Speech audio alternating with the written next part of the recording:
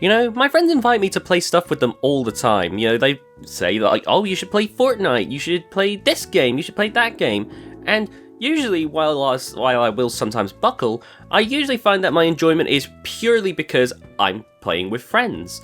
You know, the gameplay itself may not be that interesting to me, but it's carried by the fact that I'm with my friends.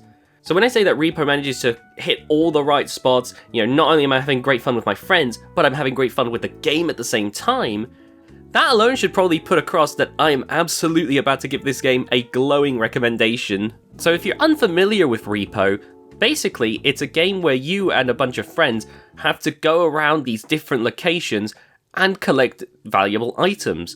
You put it in this cart, and basically you try and meet a quota. Kind of like games like, say, Lethal Company and whatnot, which I still have not yet played.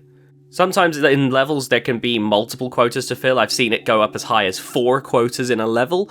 So you end up juggling, wanting to, you know, meet quota whilst also maybe trying to go over quota, because any excess money you tend to keep to spend on upgrades and other such stuff between levels. You know, you might want to get a strength upgrade in the next level, or a stamina upgrade so you can run for longer, or a double jump, or more health, or even a gun to deal with the enemies. As every time you enter a new level, you'll end up encountering a different enemy. It appears to be completely random which enemies you'll encounter each level, but each one poses its own risks. And I'm about to describe them whilst not remembering their names. There's the chef, which I only saw a few times, but I remember the disappointment I felt when I was running along with my friend's head. You know, basically if you die, you become like a head that you have to bring back to the cart, and once you meet quota, you can revive them. Another case of the balancing system of wanting to meet quota, you know, to revive your friends, but maybe just holding off a little bit longer for a bigger reward. And then the chef, like, hopped through the door, saw me, smiled, and tore me apart. I was so disappointed with that. There's the clown, which has never really been much of a threat to me, per se. I typically find I can hide from it pretty easily, but I saw my friends so many times get absolutely obliterated by the laser it lets out. There are the gnomes, which I hate to say it, was such a difficult thing for me to deal with. Like, they weren't killing me, but like, it was so difficult for me to grab a hold of them and throw them away. I think because it's just I would panic, so I would have a hard time getting the cursor over them. There was also these like skull bomb looking ones, which were even worse. Like, even after I got the hang of the gnomes and would be able to handle them, the skull things were consistently a thing which I would have to just run away from. Then there was the headman, which is one of the 2 enemies that I absolutely humiliated. The headman is this giant disembodied head that'll chase you down. It tries to bite at you. And I remember one time I hid from it by hiding under the blackboard, which the blackboard is very thin. I don't know how I got away with that. And another time, I heard a friend saying, "Oh, you're dead," because the man had seen me under a table. But somehow, I was just far away enough that the headman couldn't bite me. I don't know how. It was incredible though, and like the reactions we had afterwards when she was asked, when she was like, "How did you survive that? There is no way." Then there's that alien thing which hovers around and sucks you in, and oh my god, that was the worst one for me, because I remember the very first time I was playing R.E.P.O, I think my first death, I was surrounded by gnomes, I panicked, and then I got surrounded by 3 of the aliens. Oh my god, that was crazy. And I remember another time I died because the alien had spotted someone else, and I just barely got sucked into the into the psychic bubble that it created. There's the eye in the ceiling, which never really, I don't think it ever killed me, but so it just proved to be more of a nuisance than anything, because I would suddenly see my sight just gets like locked upwards, and then I'd have to wriggle around trying to figure out where the door was so I could just leave again. There was the knife lady who I think killed me a few times, but in fact I think one time I was hidden in like a closet, but because of its slashing attack it managed to still reach me anyway. There's the robe, which my one key memory of that thing was I was running back into the truck because we didn't know if we were all going to make it, so I think the idea was, now that they were getting ready to finish the 4th quota, I'd go back to the truck just in case I needed to hit the button to leave. And the robe followed me in, I hid under the bench and watched as it eventually turned around and left, and I was thinking, oh my god. There's the tall baby, which is apparently called the Shadow Child, which I swear to God, you could be looking in the complete opposite direction, be in a different country, in a different time. You could be in the Stone Age, and some other Shadow Child be like, I think you're looking at me.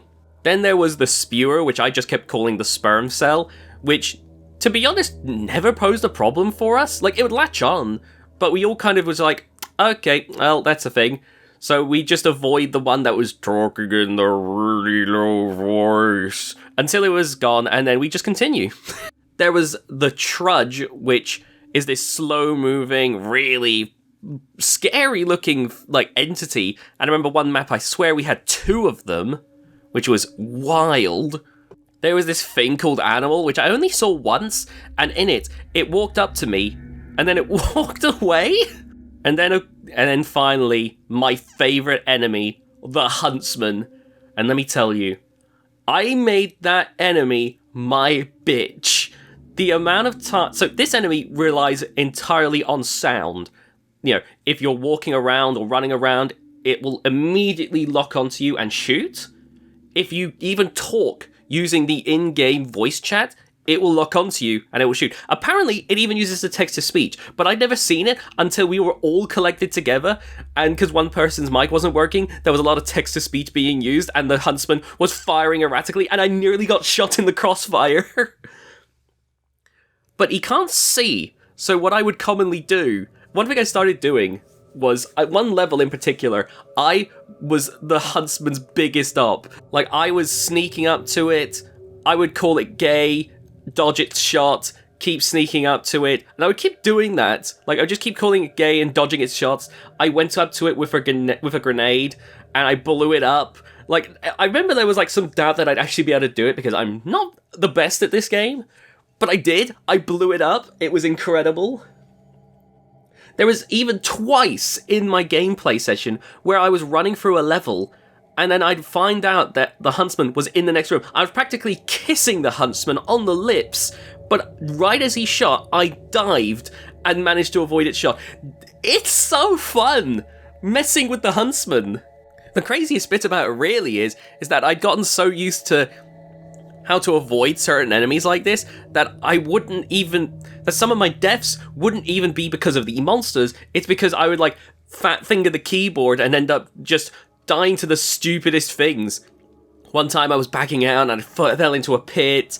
One time I wanted to sneak over to my friends to warn them of an enemy, but I accidentally hit the shift button and ran straight into the lava. Oh my god. There was one time I saw this pit, and my friends were like, don't jump in that. And I assumed that they were thinking from like a navigation perspective, like I jumped down and oh man, it's going to be a hell of a job getting you back out to the truck. No, it turns out that was just an instant death trap. And I could go on and on. This game is such a blast.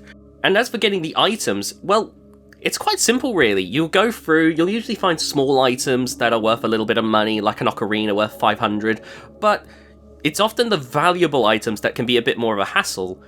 For instance, you can find these diamonds which are like worth quite a lot of money, but they're extremely, ridiculously fragile. I believe the souls of the enemies that you kill are also worth a ton of money, but I never grabbed them because I didn't trust myself. And if it isn't, small and fragile, it's big and so overwhelmingly heavy that you need someone to, help to drag it back to the area to meet quota. There's also, other objects as well, like a haunted doll, which you have to use the scroll wheel to try and keep it away from you because it's trying to edge closer to attack. Or this music box, which starts you spinning all around, which I hated. I hated trying to navigate it. I would break it every time because I couldn't get through the doors. There's a frog, which if you drop it, it'll just destroy itself.